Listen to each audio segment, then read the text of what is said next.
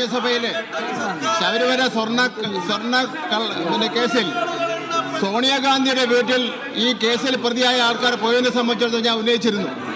അതിനെ സംബന്ധിച്ചിടത്തോളം ഒരു മറുപടിയും കോൺഗ്രസിന്റെ നേതാവോ പ്രതിപക്ഷ നേതാവോ ഇവിടെ ഉന്നയിക്കപ്പെട്ടിട്ടില്ല. സർ, കെ ബാബു ആ കാര്യം സംബന്ധിച്ചിടത്തോളം ഒരു മറുപടി പറയുമെന്നാണ് പ്രതീക്ഷിക്കുന്നത്.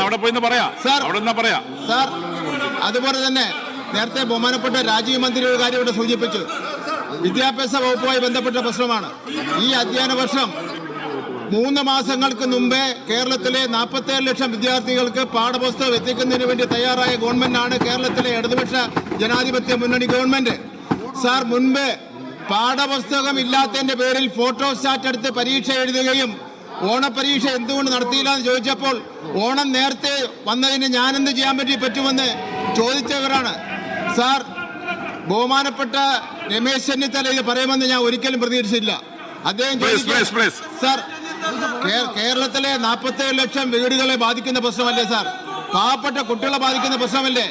ഇടതുപക്ഷ ജനാധിപത്യ മുന്നണി ഗവൺമെന്റ് ചെയ്തത് ഏറ്റവും നല്ല കാര്യമാണെന്നുള്ള കാര്യമല്ലേ സാർ പറയേണ്ടത്? സാർ, അതുപോലെ സാർ 5 വർഷക്കാലം കഴിഞ്ഞല്ലോ സാർ. ജനാധിപത്യ സംവിധാനത്തിൽ ഇവർക്ക് അവിശ്വാസ പ്രമേയം കൊണ്ടുവരുന്നതിന് വേണ്ടിയുള്ള വകുപ്പുണ്ടല്ലോ സാർ.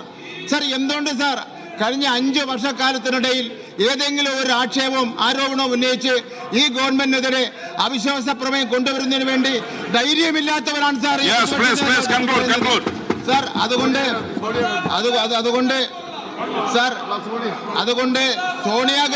ബഹുമാനപ്പെട്ട സോണിയാഗാന്ധിയുടെ വീട്ടിൽ ഈ കാട്ടുകള്ളന്മാർ എങ്ങനെ പോയി എന്നതിനെ സംബന്ധിച്ചിടത്തോളം ഇവിടെ അവർ വിശദീകരിക്കുമെന്നാണ് സാർ ഞാൻ നോക്കുന്നത്.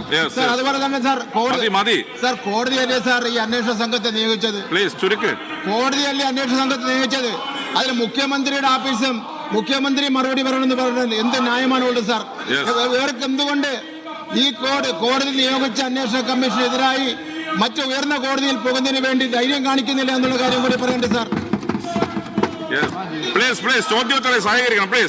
ജനങ്ങളെ ബാധിക്കുന്ന വിഷയമാണ്. പ്ലീസ് ഒന്ന് ലാസ്റ്റ് സെഷൻ അല്ലേ? Please final please.